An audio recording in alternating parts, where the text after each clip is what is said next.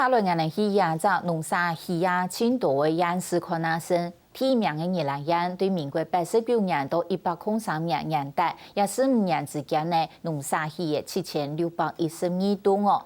10年前13轮开通过后，宜兰的农沙韩国係1年會到600吨。不過農夫做農民的啥社會前高夫，買農沙的人救上國家，如唔買農民。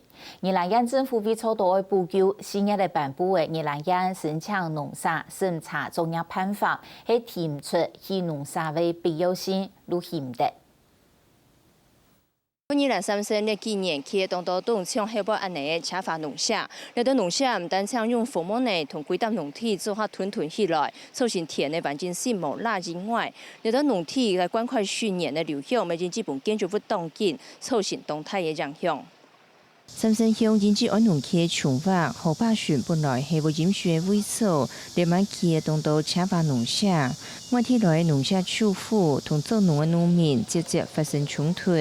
自重劃之後，這超有2000多塊，現在說有要炒到超過2萬，在地人真的是覺得是不可思議啊！為什麼？因為老一輩的話是他們說，這個根本種東西又種不起來，為什麼會炒得這麼高？農民是越早下田是工作越涼啦，熱的話他就已經在休息。他們不是，他們是影響說，你影響到我的睡眠，我要去報環保署來說，好像我們影響到他們的睡眠是我們不對啊。他們有沒有想說，他們在這裡住也影響到我們？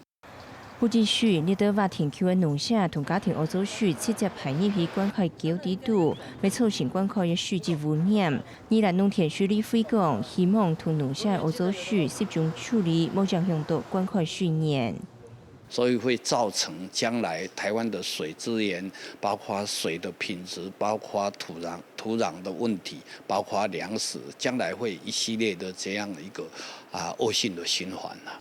其實做農舍興建判法，農舍敢若是得起10%，全係愛做農用，不過大多數是唔係做農業生產，造成靠工地嘅面積減少。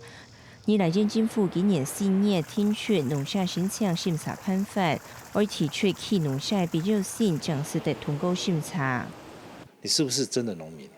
好，你是不是真的有農業的經營？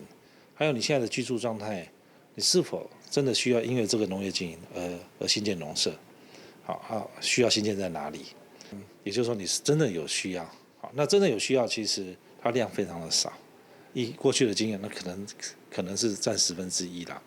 但是學者講，此時三磅區開通了後，想要做添加體檢、社關工考，國家賦權嘅都市建體太貴，咪同時帶來想要帶頭添加外地人，經過挖出農業生發權，保護較好嘅農地，都選項其他咩土開發農舍，解決大嘅需求。係贊成講好嘅農地就保護起來，其他嘅農地呢，個太偏一些，像一次挖講一個地方可以。低密度開發，因為一時開發嘅土地嘅價值啦，你永遠不變得按高。農民認為宜蘭的田間體檢將係千重要嘅資產，愛保留將是持續帶來觀光。尤其睇自家經過驗，宜蘭縣政府講，所羅國除了加嚴審查，未無普查連萬嘅7000外棟農舍，對澳洲區特排問題，佢見到上禮拜開始愛聽管理判法，降低農舍對農地嘅破壞。卡新聞總署副劉文輝宜蘭報道。